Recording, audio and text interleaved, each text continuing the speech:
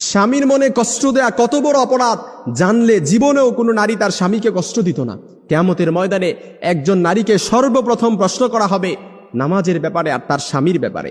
আম্মা জান আয়েশা রাদিয়াল্লাহু তাআলা আনহা বলেন, ইয়া মাশারান নিসা, হে নারী সম্প্রদায়, লাউ তাআলামনা হাক্কা আজওয়াজিকুন্না আলাইকুন্না, তোমরা যদি জানতে তোমাদের কতটা দায়িত্ব স্বামীদের উপর, লাজালাতিল মারআতু মিনকুন্না তামসাহুল গুবার আন কাদামাইহি যাওজিহা বিখাদ্দি ওয়াজহিহা, অর্থাৎ স্বামীর উপর যে কতটা দায়িত্ব তোমরা যদি স্বামীদের গুরুত্ব বুঝতে পারবে তাহলে তোমাদের গাল দিয়ে স্বামীর পায়ের ধুলা মুছে দিতে।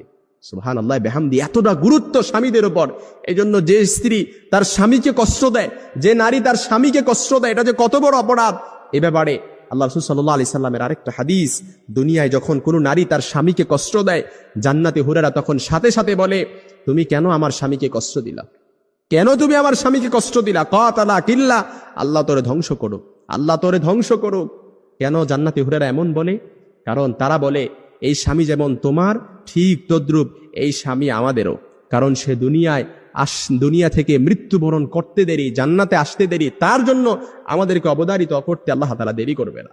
এজন্য মনে রাখবেন যে নারীরা তার স্বামীকে কষ্ট দেয়, আপনি তো বোঝেন না, আপনি যে স্বামী পাইছেন এটা একটা হীরার টুকরা পাইছেন, আপনি যে স্বামী পাইছেন এই স্বামীর কদর করতে হবে। আল্লাহ রাসূল বলেন, আল্লাহ ছাড়া কাউকে সিজদা দেওয়ার আদেশ আমি দেই না, তবে আল্লাহ ছাড়া কাউকে সিজদা দেওয়ার আদেশ যদি আমি দিতাম তাহলে প্রত্যেক নারীকে বলতাম স্বামীর পায়ে সিজদায় লুটিয়ে পড়ো।